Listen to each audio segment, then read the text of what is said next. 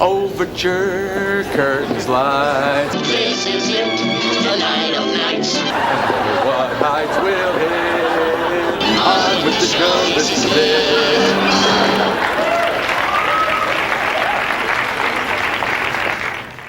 Hey, what are we doing back in the rental store? Yeah. All right, so this is a video. Originally, I was just gonna do this video with Brad because every time we meet up, one of the things we inevitably talk about is we talk about Looney Tunes cartoons because we love the shit out of them. And whenever we talk, we just get big laughs out of it. And we kept saying, like, we should do a video on this, just talk about our favorite Looney Tunes memories and episodes and stuff like that. And you guys are huge Looney Tunes fans too, so I figured, like, while we're here, just talk about some of our favorite moments and just the stuff that made us laugh the hardest, either made us laugh as kids or even make us laugh more now, because that's what I find with Looney Tunes. Like, the more I watch them, like, they do get funnier. Like, the more, and even ones I thought weren't funny as kids will suddenly be hilarious now. And one of the ones that pops in my head that is, like, really grown to be one of my favorites is this one. They've done a couple Little Red Riding Hood ones, and it has the purposefully worst actress they've ever had in there. It's this Red Riding Hood that's supposed to say, you know, like, hey, Grandma, what big eyes you got? You'll come in, hey, Grandma! Hey, Grandma! I brought a little bunny rabbit for you to have! And they constantly try to get rid of her, and she keeps coming back in, getting her lines wrong. And again, just as these Looney Tunes go, they kill her at the end.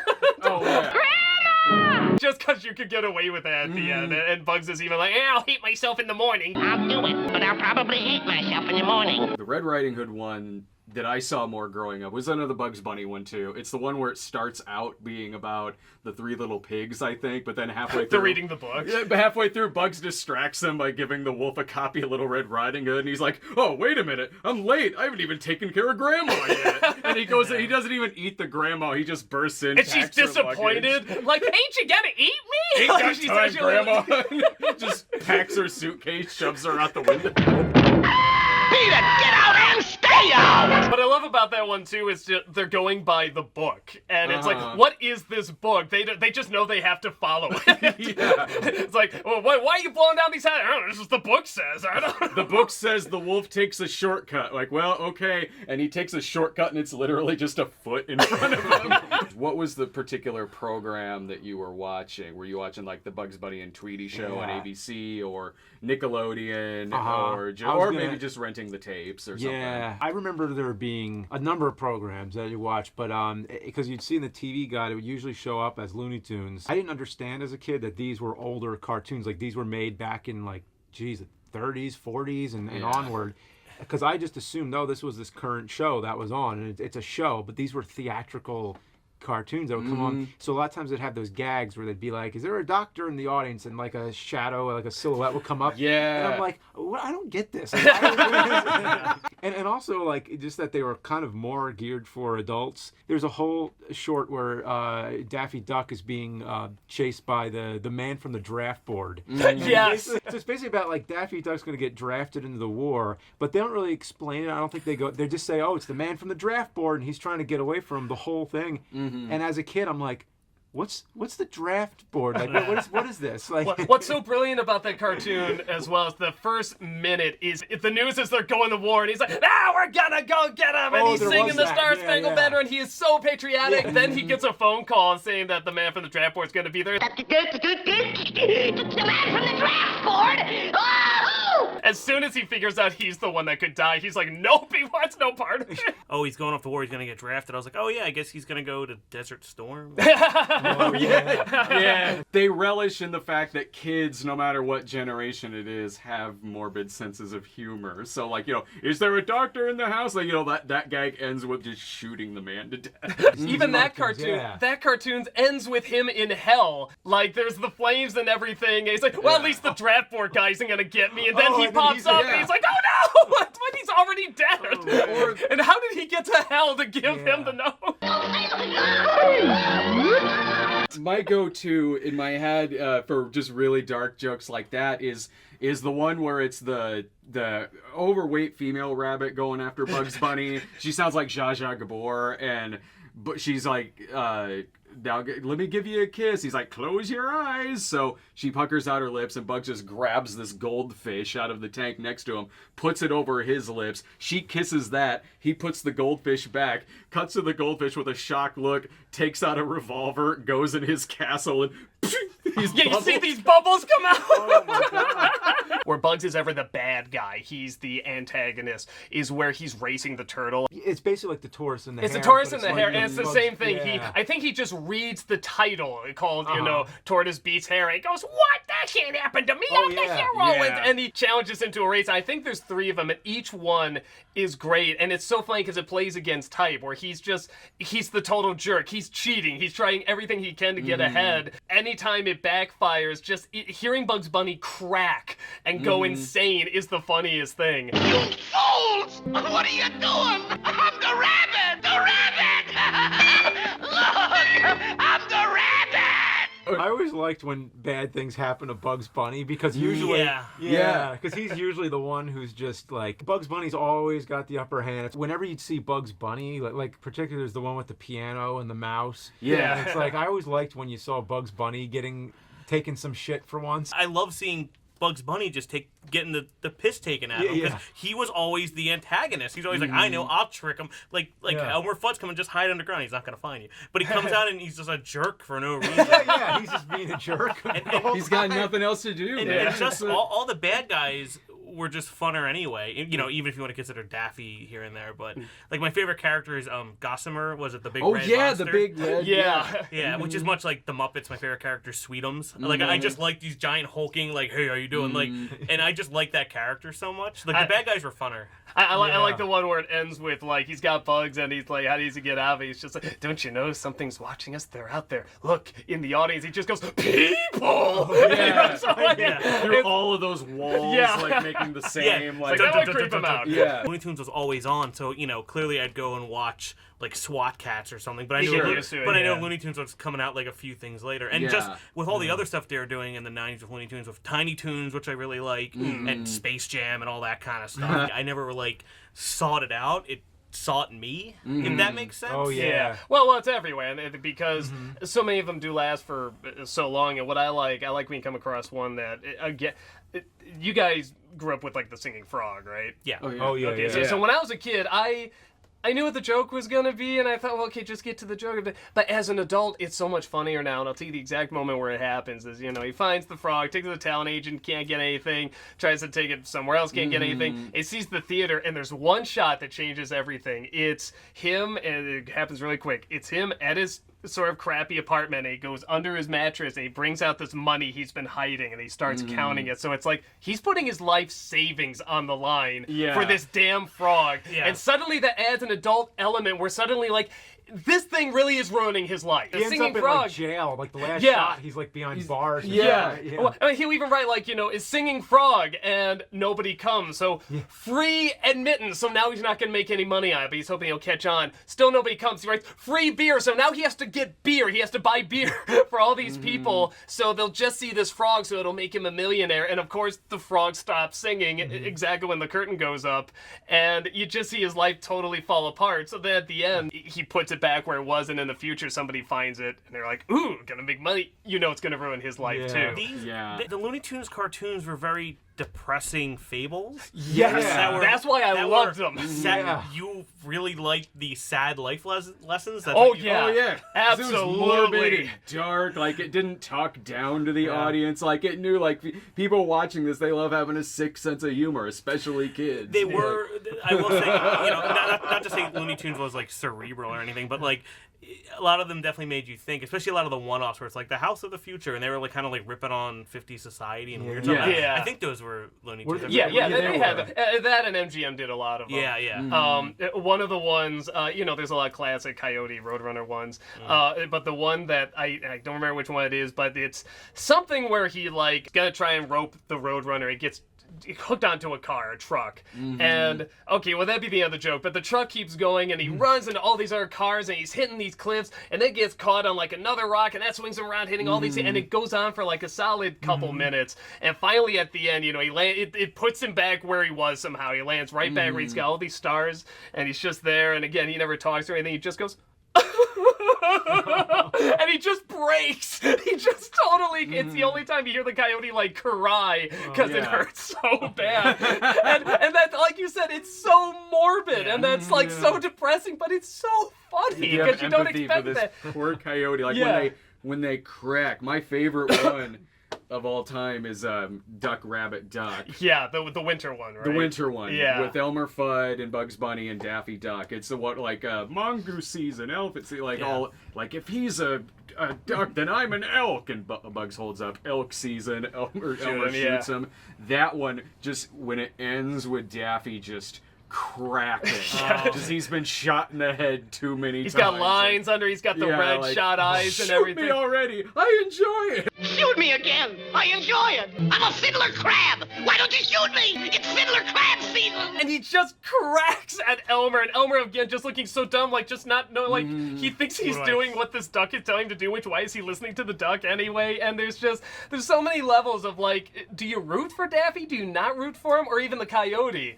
It's like, well, who's the villain in the Coyote Roadrunner? Who's the hero? You know, it's hard to say because you do kind of want him to win. You want him to get the Roadrunner, but you also kind of like the Roadrunner. So it's something where it's not always black and white. Yeah, especially in the road, because sometimes you're not even sure if the Roadrunner really even knows the coyote exists in some of them. 'Cause he seems oblivious to everything the Like coyote's he's so doing. bad at what he does. Yeah, because it's not really like Bugs Bunny where it's the Roadrunner that's like messing up his traps or really causing all this chaos to him. It really is just the coyote fucking himself over a lot, and the Acme Company fucking him up big time. Like so, there's sometimes where the Roadrunner is like looking at him and fucking with him a little bit, but a lot of times it is like The does trap fails. Yeah. Like does the Roadrunner even know he's here? Well, it's kind of like, the whole point of that is like the best made plans might still fall apart and Yeah. blow up in your face. Like, don't like anything. Like, I don't know.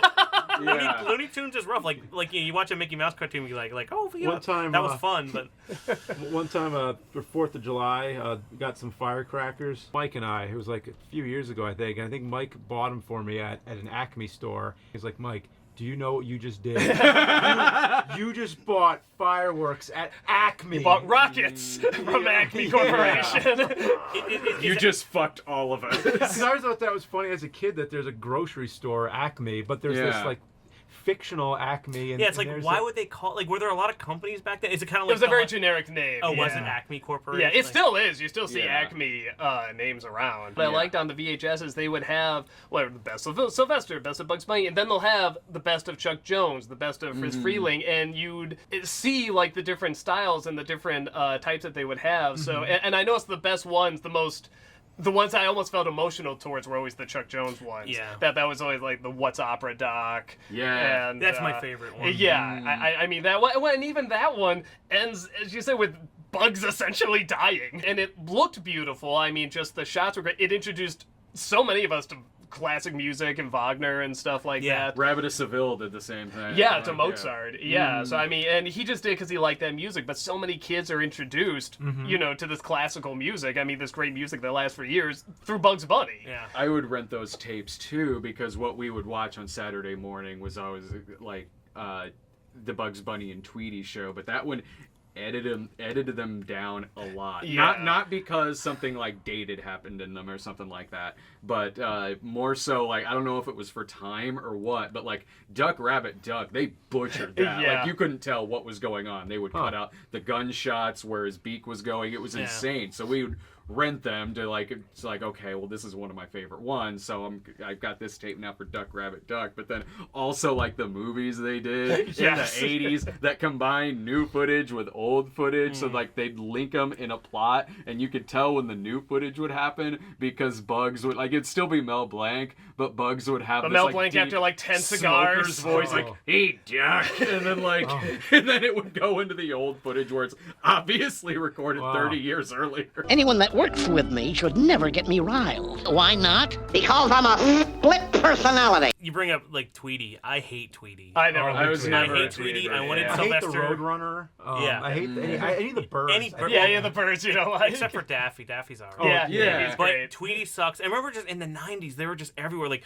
someone have a t-shirt with Tweety. Yeah, or like Yeah. hip, like Bugs like with the Yeah, sign, I like, had those with the Oh, big peace yeah. sign and everything. Yeah. I totally had those. Yeah, what I up, forgot about- Doc? Like, Do you remember Invasion of the Bunny Snatchers? Was that the one where the animation gets worse as they're like taken over? Or weirder? Yeah, Like, yeah, like these aliens come and replace the Looney Tunes with these fakes, but the way they're fake is that their animation is suddenly terrible. Oh, to a it's point where, like, based when on that, Daffy's talking, there's literally a human mouth saying, like, "You're despicable," over, like, this Really? bad It's drawing so- of Daffy. Yeah, Wow. so, and it was the first time I ever saw that effect done, where like a human mouth over Yeah. an animation, and I was just like, "Whoa, this is weird." And I feel like this was probably put out in the '90s, like direct to TV. Oh, Because I remember when I saw it come on, it was part of like another block of other shorts or whatever. But when I saw it, I was just so fascinated because it was basically Invasion of the Body Snatchers, but with Bugs Bunny, where it starts off and they just do their normal routines, like with Yosemite Sam and Daffy. But it's just Bugs Bunny going to each of these characters. But then the next day when he goes back to them, these alien carrots were like left around, and then they get replaced. So when he I goes love the in- way you said that. Oh, No, no, because now I'm kind of like it's coming back, right? Now I'm kind Yeah, of remembering. yeah, It actually is pretty 'Cause then- funny. So he'll go back to Daffy and he's like, "Hey, aren't we gonna like argue and everything?" And Daffy's like, "No, it doesn't matter anymore, Bugs." And they're just like, now they're all like his friend, and he's like, "Well, this is weird. Like, what's going on here?" And then it's like Bugs starting to go crazy that everybody else is like not themselves, and I really like that one. It was clever. It was actually, especially for a later Looney Tunes Yeah. cartoon, it was like Yeah. legitimately But clever. it was creepy. It was like that's the thing. Yeah. Like I'm getting like goosebumps thinking of it. Like as a kid, I'm watching. I'm like, wow, this is so. I had to watch that one. I don't I, remember. that sounds. Yeah. I don't remember. It's Yeah. pretty funny. When it would get to like that era is when I'd be more fascinated by things that they were changing. Like, okay, there's one from 40s or 50s where it's Bugs and Yosemite Sam on a train, and it's got the bit at the end where Yosemite Sam throws Bugs Bunny into an oven, and Bugs is pretending there's a party going on in it. Oh, they need chips in there. It comes back out like, oh, they need some like party poppers. Goes back in, and then he tricks Sam into going in there. yeah. But then Bugs looks in himself, and there actually is like this Old West cabaret party Like a going live on. action footage, yeah. When that they have there. when they put that one back out in the late 70s, they changed that to where like it was then suddenly a disco. So like there's this disco music playing, and they look in, it's like Studio 54, and you hear Sam go, "What a party!" I'm like, is he just doing blow with Andy Warhol right now? Like what's Another one that was like, you know, we were talking about the cuteness with like Tweety Bird. I'm kind of with you. I never really got into those. But there's one. Did you ever see the one with the cute little kitten and the giant bulldog? Did you ever Yeah, see those are good. Those are good. Yeah, and again, they are, when you think about them, they're surprisingly dark, because he comes across this little kitten, and he doesn't know if the woman in the house is going to let him keep it. So he tries to hide him in like this cookie mix, and she starts to make cookies, and the cat gets out, but he thinks the cat's in there, so he's just watching this thing get mashed and cut up and cooked, and you see him watching, and he's like fainting, and he's like, you know, passing out, and there's one point where he's like biting his lip, and at one point you only see like one eye looking and the sweat pouring, and he's crying up a storm, and it's something that, and then he goes in, and like the woman's just like, you know, "Oh, don't you look sad? Here, this will cheer you up," and gives him a cookie of a cat that looks just like it. And he takes the cookie and puts it on his back like he's Oh gonna my gosh. sleep. Oh my god. And it's super dark. Okay, I think I finally figured it out. Like all the Looney Tunes stuff is like, what is that German word, like Schadenfreude? Schadenfreude? Yeah. It's like What's that mean? you get the like you take enjoyment from watching the misery of others. Oh yeah, but then it's clever. Yeah. But then what's so clever about it is, you know, he's got the little cookie on there and he's crying. He thinks Yeah. he's lost this little, and the kitten comes up and, you know, meows, and he perks up and he's so happy. And so many people have said they cry at that cartoon because they're so sad to see that connection that the dog has with this little kitten, even though there's no talking or anything. But they get that connection, and they feel when he's sad for the kitten, and they feel really happy when they're reunited again at the end. So I mean, even just these little shorts where there's no talking, they can really, really make a connection. You mentioned Tweety Bird too. I'm kind of like you guys. He wasn't my favorite, but there's one that is Birds Anonymous. Do you remember this Yeah. one? Like, you're talking about getting into some like dark subject matter. Birds Anonymous is one where like it was the first time as a kid where I learned what drug addiction and rehab were. Because it's Sylvester the cat is addicted to trying to get Tweety Bird and to Yeah. try to kill him and eat him. And then these other cats approach him and tell him that he has an addiction and he needs help. to So stop him. he goes to the bird eating version of AA. So he gets up and speaks, "My name is Sylvester the cat. Hi, Sylvester." You know, like it's all of that. And then he just starts going through heavy withdrawals. Like it's He's like going through a ton of cigarettes, like he can't sleep.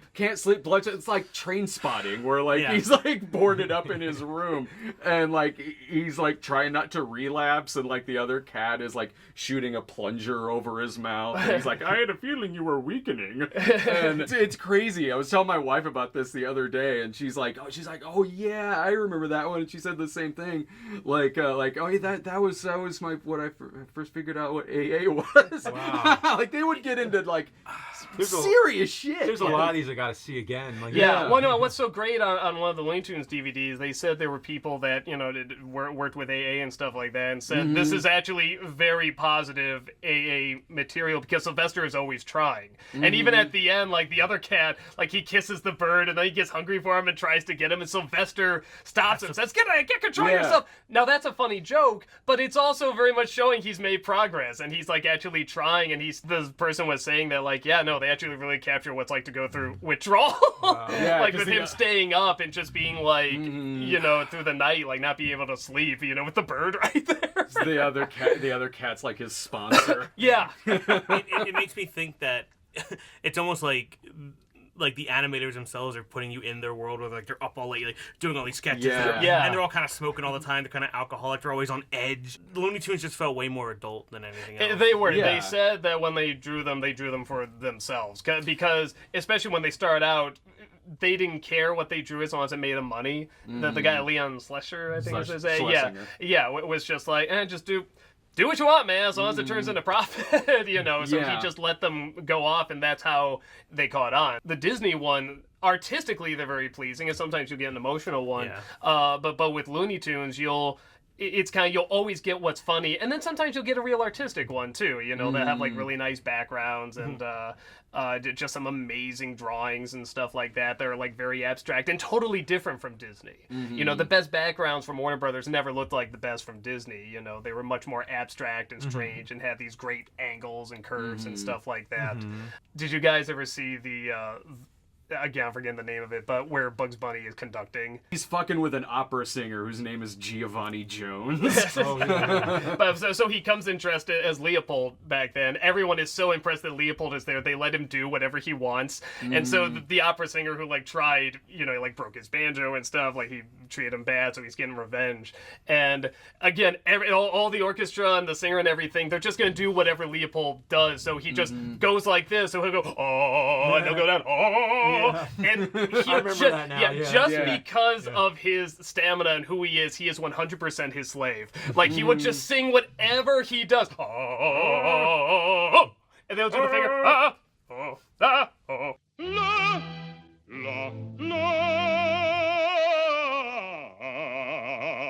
Until he finally just holds his hand up Yeah. and doesn't bring it down just to see how long he'll go. It's funny. I don't even know how conducting actually works. My but I dad imagine was in the Navy. It's exactly like that. Like, you know, where you keep the beat like that. I mean, you 'Cause just isn't go, it usually for time? Like, it's it's not- usually for time, yeah. But I mean, but you can kind of do whatever you But want. for pitch, like, do they actually do it for like? No, see that one what makes it even Okay, funnier. So the that's what I higher he'll thought, go, the yeah. higher he'll voice will be, Yeah. and the lower it'll that's be. just a, a joke for the cartoon. Yeah, and even when do the finger will be like, you know, He's trying like- to fuck with them just like to see if he notices. So again, it's like,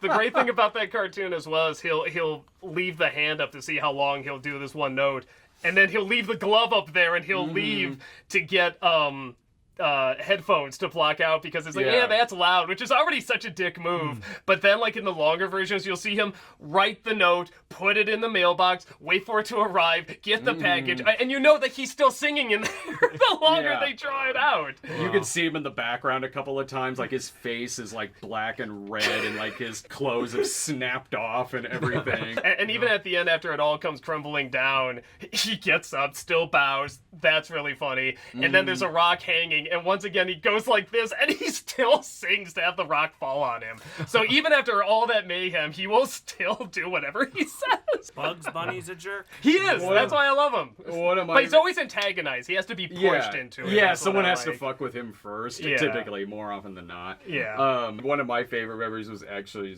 really, really recently, because you and I will text each other Looney Tunes quotes all the time. My wife and I were at the mall recently. We were over at Hallmark, and they had a bunch of, like, Looney Tunes ornaments, and one of them was from Devil May Hair. The one where Bugs sends the Tasmanian Devil away at the end. I think it's the first ordering- Taz cartoon, actually. Oh, was it I really? could be oh, wrong, nice. He orders him like this mail order Tasmanian Devil bride who comes in by plane. Oh, Yeah, And they just start yelling at each other, and Bugs dresses up like a priest, and he marries the both of them, and he's like, And they just, there's like no word. It's yeah, like, and they're like, aha, aha. Oh, you take this. And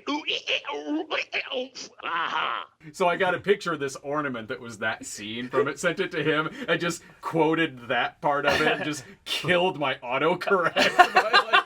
It's he's gonna get the reference.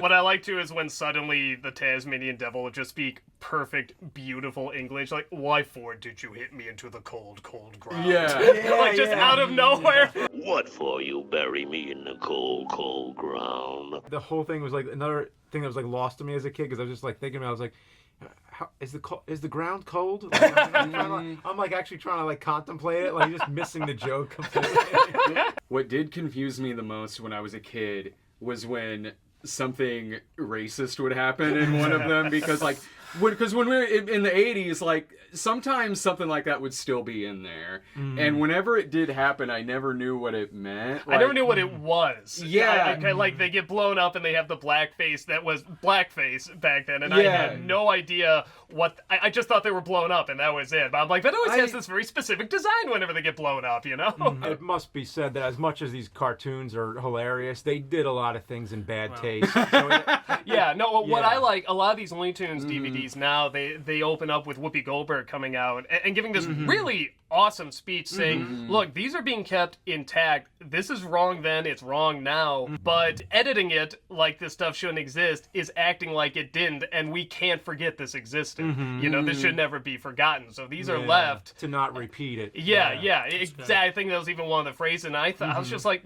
well done. I mean, that just really. She's great. I love her. Yeah, I thought that commentary, really man. nailed it. So I guess you just want to end with like favorite moment or something like that. Yeah, I'm down for that. Okay, 'cause my favorite moment, it's an easy one. I think it's really every time you see the shot of the coyote falling, and it's that aerial shot where he's just a shrinking dot, because like they could have done.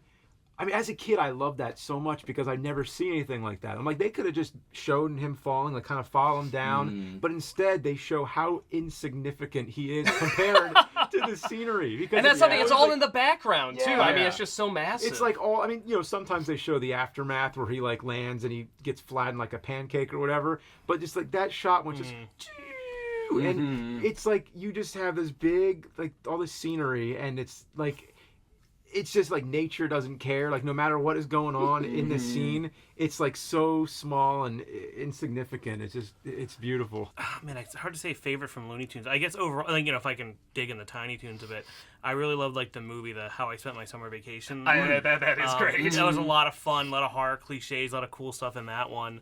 You know, because the ironic answer is like, oh, Space Jam, bleh.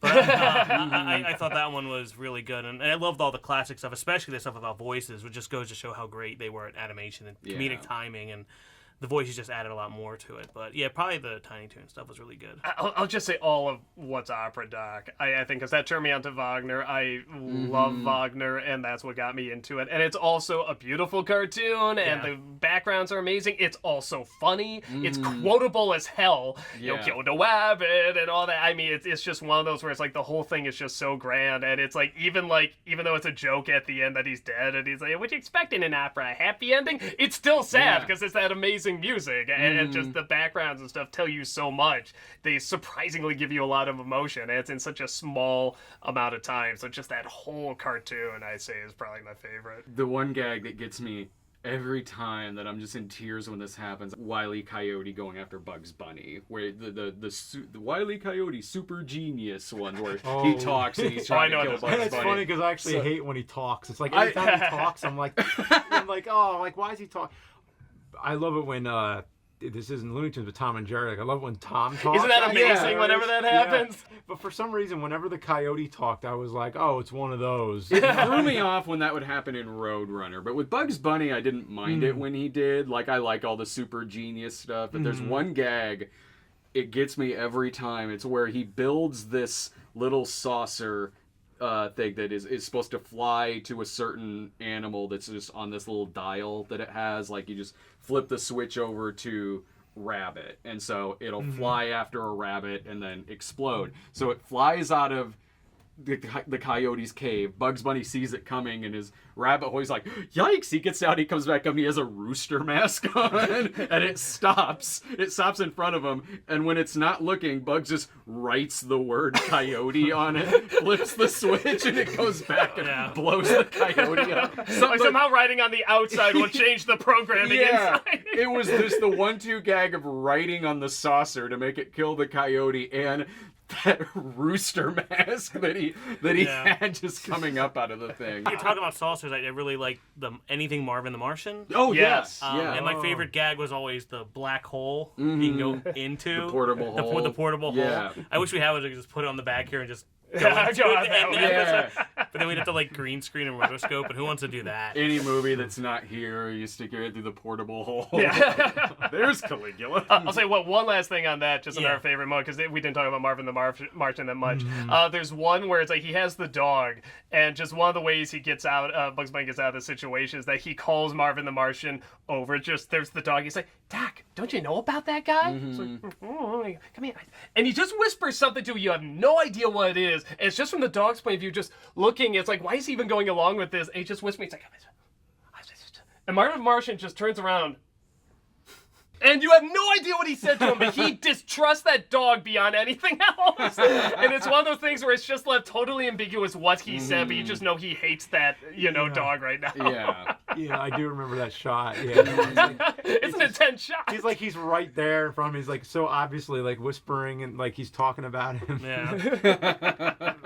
Yeah, guys, that's about it. Thank you so much for just gabbing Looney Tunes with me, like I said. Thank And anyone out there, if you haven't seen them, watch them. They're so good. Revisit them. They're so good. As much as I love him, I think I like Tom and Jerry even more. I love Tom and Jerry. I was introducing him to Tom and Jerry before we came here, actually. really? Yeah, Well, I know so what those Tom are and great Jerry too. is. No, Yeah, but like I the like- classic ones, man. Yeah. The classic ones. So check out Tom and Jerry too. They're just as good.